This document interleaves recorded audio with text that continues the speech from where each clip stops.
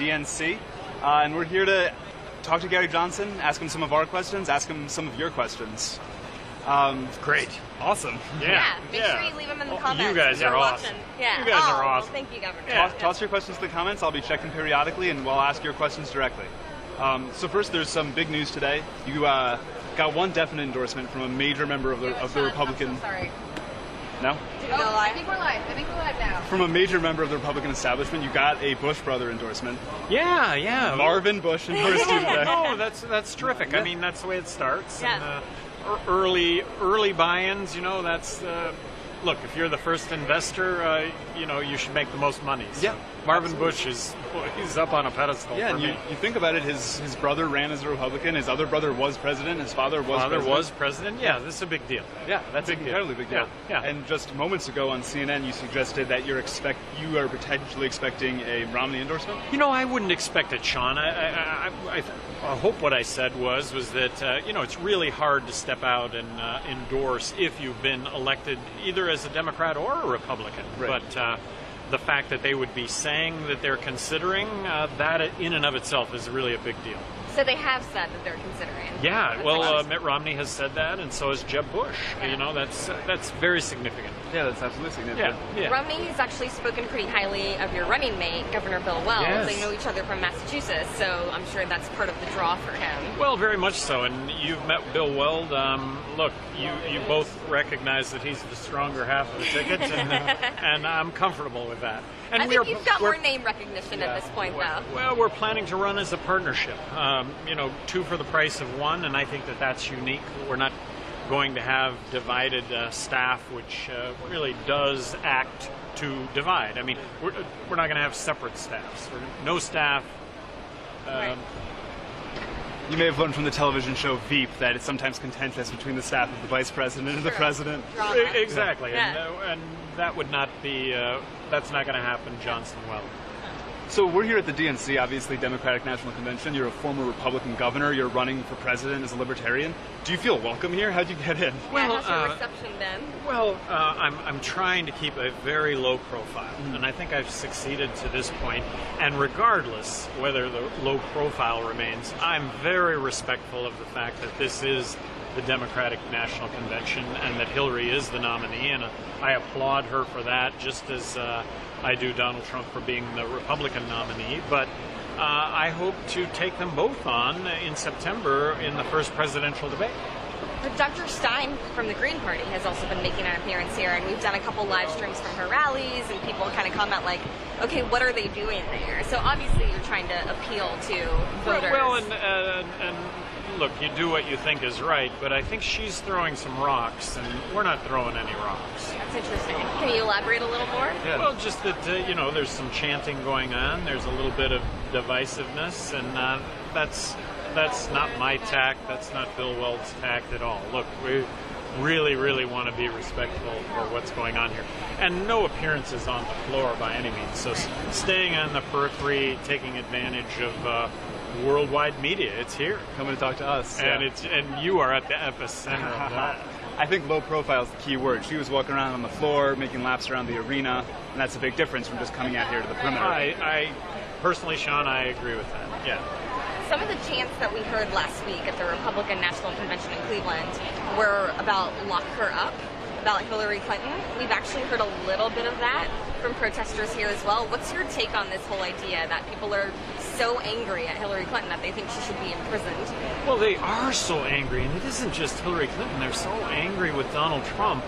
And here's the question I pose is, if Trump or Clinton, either one, is elected, Democrats are not going to get along with Republicans. Republicans are not going to get along with Democrats. It's going to be more polarized than ever. What if you had libertarian candidates get elected?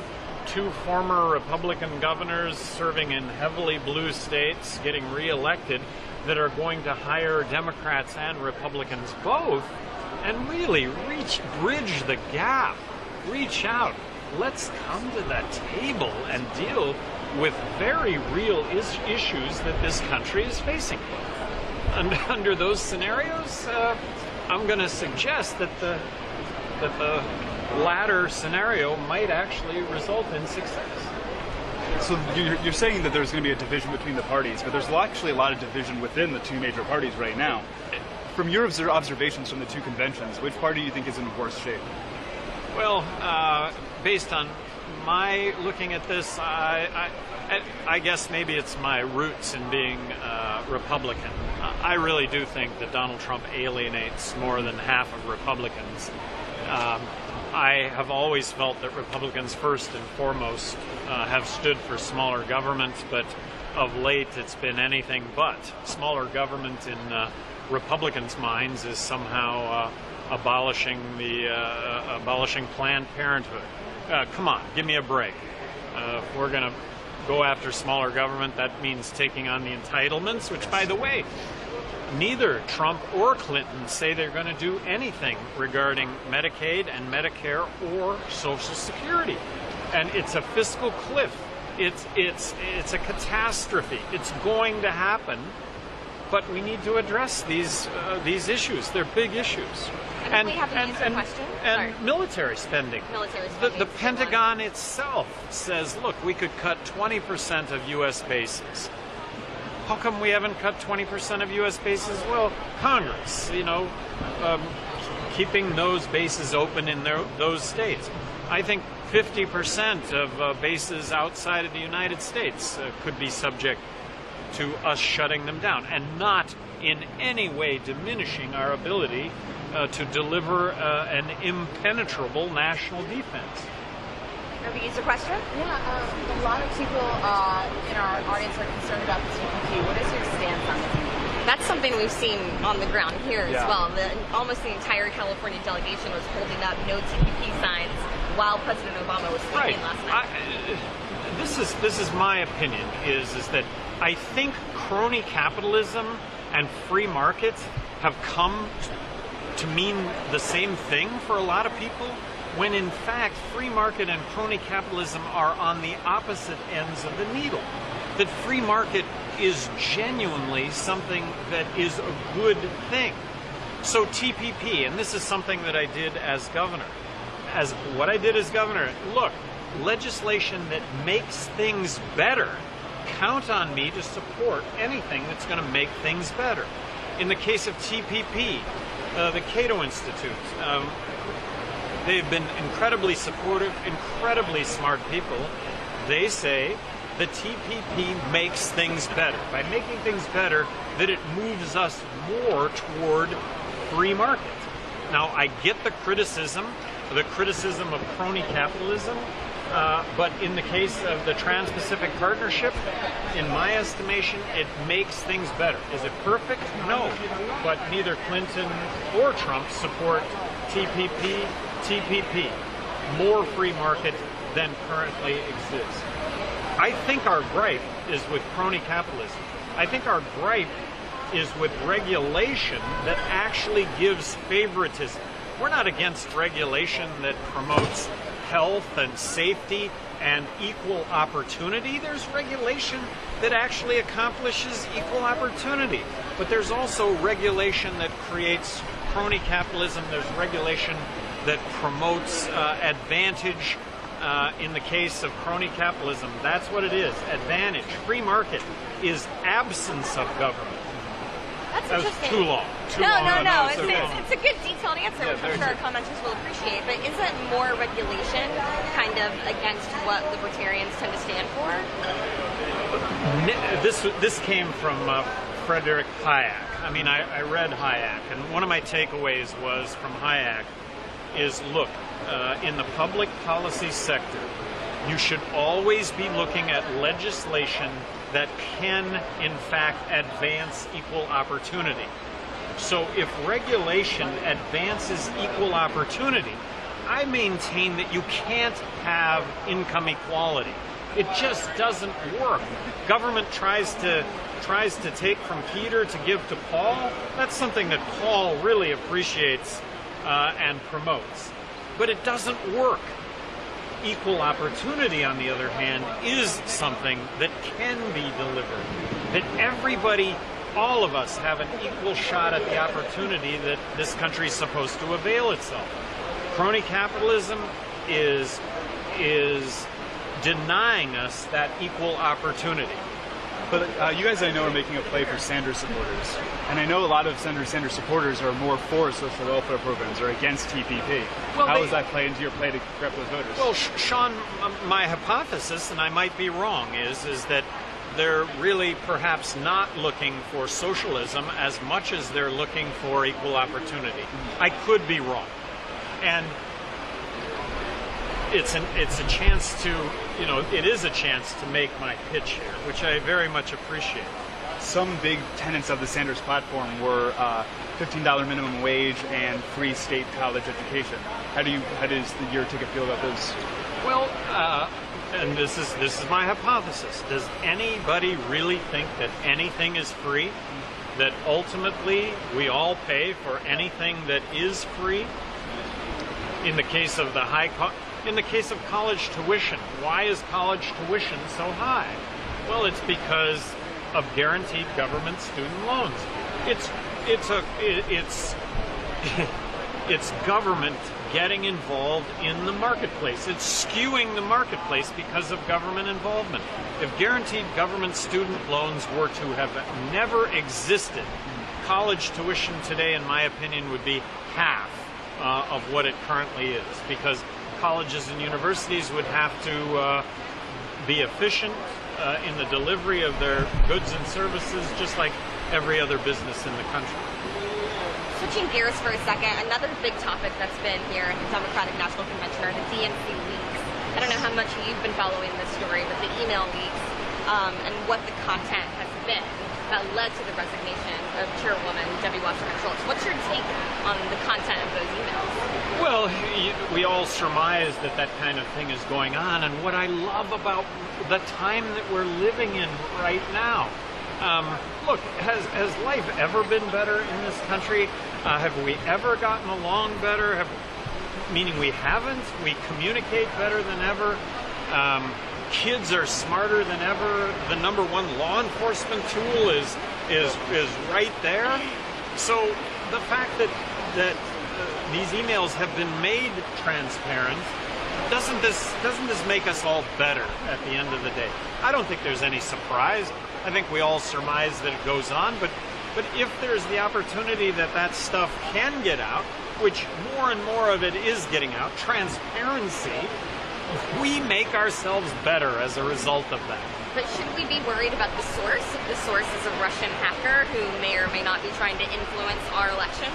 Absolutely, we should be concerned about the source, but that being a whole nother topic, and then Trump's comments about, hey Russia, hack away. Yeah. Those are pretty disturbing. Look, this is against the law, and from a technological standpoint, I'm sure you're front and center on this. Look, that's where laws, regulations, that's where law enforcement needs to direct itself toward. By the way, we're coming to you guys live from a monsoon in Philadelphia right now. I don't know if you can tell, behind us, but the tent has started shaking, and it's actually pouring here right now. Governor Johnson has a lot of experience with extreme weather and stuff like that, so you're fine, but we're a little shook. That's actually if this were only right snow, now. yeah. Right. Absolutely. Does Donald Trump's call for asking Russian hackers to bring out more, does that scare you in terms of his potential Yes, presidency? it does. Well, it shows a lack or a flippancy that I don't think should go along with the office of president. It's asking for not an ally. It's asking an aggressive foreign actor. Yes. You said it. An aggressive foreign actor to have at it. No, that's not something that a president of the United States should be challenging. So you've now been to both conventions. Can you talk a little bit about what the reception has been like? Are Republicans more receptive to your message? Are Democrats? In Cleveland, at least 500 people came up to me to say that they were voting for me. Oh, wow. Not one single negative comment, not even inflection of voice saying, what are you doing here? Right. Not even that, Right. which I thought was very significant. Here today, I'm going to say I'm flying much lower than at the Republican, but not a single negative comment, which I appreciate. And maybe about a dozen people that have said they're going to vote for me. So a little bit different, but different venues also. So We do have a bit of a crowd forming behind the camera, which you guys can't see. We're ready to talk to you. That's very positive also. Yeah. There has been some criticism of third parties in that in an election like this, when the stakes are so high and we have a candidate like Donald Trump, people are saying third party votes are only going to help him. What's your comment on that? Well, I think that the two-party system, that politics in America is broken, and it's because of the two-party system. And there is a real choice right now. Of course, I'm out there making the pitch that it is Johnson-Weld, and that the whole party, the whole two-party presidential party, this whole thing needs to be crashed, and I hope to crash it. I think we have time for one more question. If there's a viewer question, that would be great. Otherwise, We do, yeah. One of the user questions, a few of them have been about your views on national security and combating ISIS. Well, we need to have an impenetrable national defense. I take umbrage with the fact that libertarians are isolationists. Donald Trump is isolationist. We're not isolation, we're non-interventionists. We don't want to get involved in other countries' affairs that have resulted in the world being less safe, not more safe. Right now, ISIS days are numbered. They are geographically contained. Think of sands through an hourglass. And we are at war with ISIS. We're going to continue to see this through. As President of the United States, count on myself and Bill Weld to honor all treaties, all obligations to all foreign countries. That isn't to say that they can't be examined going forward, and that they will be, and that all from the standpoint of making the world more safe, not less safe. Do we really want to go to war over rocks off of the, in the South China Sea? I don't think so. I also thought it was interesting that 4 days ago there was a poll among active military personnel on who they supported for President of the United States. 39% Johnson, 31% Trump, 20% Clinton. wow. I think that's a note that we can end on. You've got a campaign coming up because third-party candidates do have to poll at a certain level before they're allowed into the presidential debates this fall. So tell us a little bit about that. Well, you've got to be at 15%. We've got a campaign that we're launching pronto to be at 15 by the 15th. Yes. And that would be August 15th. Wow. We think that it's very possible, and we think, of course, you can't get to 20 if you don't get to 15 first, but it's ratcheting up, and there's a lot of interest in what it is that we're doing. I think we occupy the great middle at the moment. Great. Thank you so much, Governor Johnson. Both of you. Yeah, thank you. Thank you guys for watching. We'll be covering the convention for the rest of the day. Yep. Make sure you like, subscribe to Now This Election for the rest of our coverage. Just don't forget me as you go forward. We'll try.